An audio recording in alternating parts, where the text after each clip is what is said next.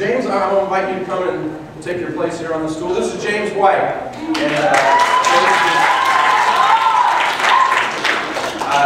James and Juanita, who sang just a few moments ago, have graciously agreed to come and help us here at Friends. And James is going to kind of oversee our music and worship and some other things. And Juanita, most of you know that Jackie Bennett, who has served at the church here for the last 9 years, Jackie's moving to Michigan. I don't know why, but she's moving to Michigan. And I've tried to get Jackie to commute from there, but she's not interested in doing that. But Juanita is going to assume some of Jackie's responsibilities in addition to some others. Juanita will be in the office answering the phone, but she's also going to help us with our greeters and assimilation, helping people get connected to each other into a small group and so forth. But I'll let you introduce the rest of your family. Awesome. Again, that's my beautiful wife, Juanita. Why don't you stand? You just, girl, a little bit.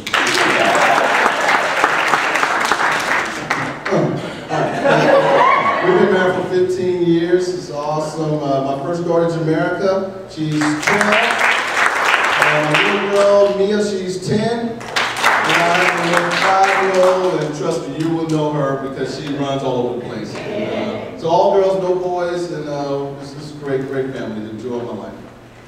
And how many bathrooms do you have in your house? Oh, dude. Okay.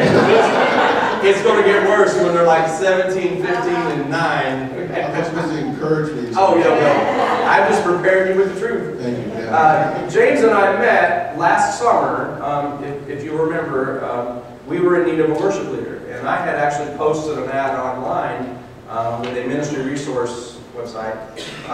But out of nowhere, I got an email that said, I'm moving to Orlando in September, with or without a job.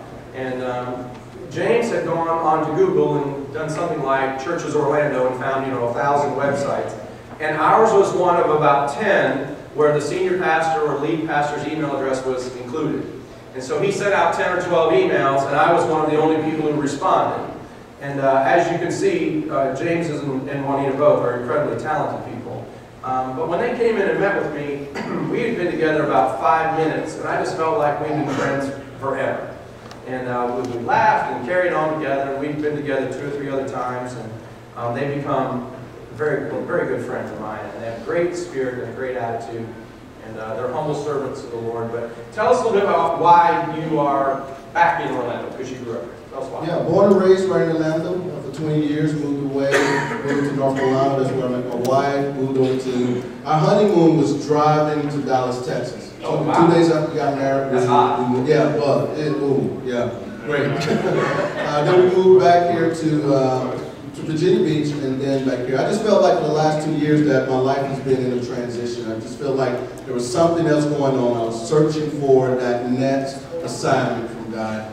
And fast forward, I just felt like this last year, God just confirmed that I was called to minister to my family here. I have a huge generation. My mom is one of about 12 to 13 kids.